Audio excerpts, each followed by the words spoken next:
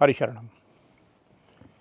किसी भी विचार को लोकप्रिय करने में सरकार या शासक का बड़ा महत्वपूर्ण योगदान होता है।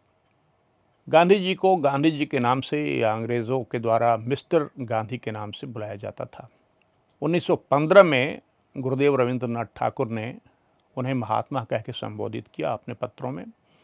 लेकिन व्यापक रूप से महात्मा गांधी की लोकप्रियता महात्मा के रूप में तब हुई जब 1938 में सरकार ने अपने सभी अधिकारियों को निर्देश दिया कि मिस्टर गांधी को अब हर पत्राचार में महात्मा गांधी के रूप में संबोधित या अभिहित किया जाएगा।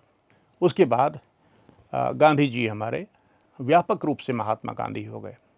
हम होली मना रहे थे तो ये सवाल कुछ पूछा बच्चों ने कि ये होली क्यों मनाई जाती है।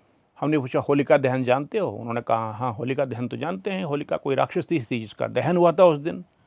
क्यों दहन उसका हुआ था ये उन्हें ठीक से पता नहीं था। तब मुझे ये लगा कि इस चीज़ को औपचारिक रूप से प्रसारित करने की ज़रूरत है, विशेष रूप से नई पीढ़ियों के लिए, बच्चों के लिए, वो जान सकें।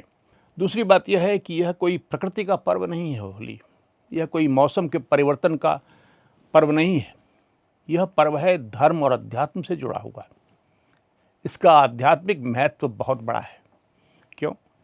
क्योंकि होलिका नाम की राक्षसी ने जिस प्रहलाद को अपनी गोद में बिठाया था उसे जलाकर भस्म कर देने के लिए वो बालक तो बच गया, और होलिका जिसे कथित रूप से वरदान प्राप्त था कि वह जलेगी नहीं अग्नि से, वो जल गई, भस्म हो गई और प्रहलाद बच गए।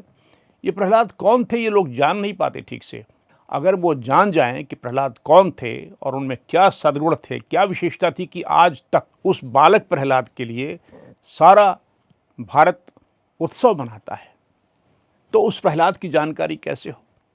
उसका एक तरीका ये है कि होली पर्व को, जिसे राक्षसी होलिका के नाम पे जाना जाता है, और सभी लोग बड़े उत्साह से होलिका दहन करते हैं उस दिन, उसके पहले की पूर्व रात्रि में, उस पर्व को होली सिर्फ नहीं कह करके प्रहलाद पर्व होली कहा जाए।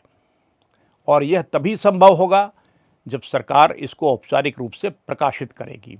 तो सरकार का ये कार्य नहीं है कि धर्म का प्रसार करे, वो हिंदू धर्म के महात्माओं का कार्य है, किंतु उनके सरकार के कैलेंडर में और सरकारी संप्रेषण में यदि होली के बदले प्रहलाद पर्व होली का प्रयोग किया जाता है तो अपने आप जैसे गांधी जी, महात्मा गांधी व्यापक रूप से हो गए, वैसे ही होली भी व्यापक रूप से प्रहलाद पर्व होली बन जाएगी। और तब बच्चे पूछेंगे कि प्रहलाद कौन थे, तो आप बताएंगे उनको, और जब बताएंगे तो प्रहलाद के गुणों का कुछ असर उन पर पड़ेगा, ऐसी संभावना है, ऐसी आशा की जा सकती है। इसीलिए आज एक पत्र लिखा गया है सरकार को कि वे अपने कैलेंडर में होली को होली नहीं लिखकर प्रहलाद पर्व होली लिखें, और अपने संप्रेषणों में जहां होली का जिक्र होता हो होली न कहकर प्रहलाद पर्व होली कहें।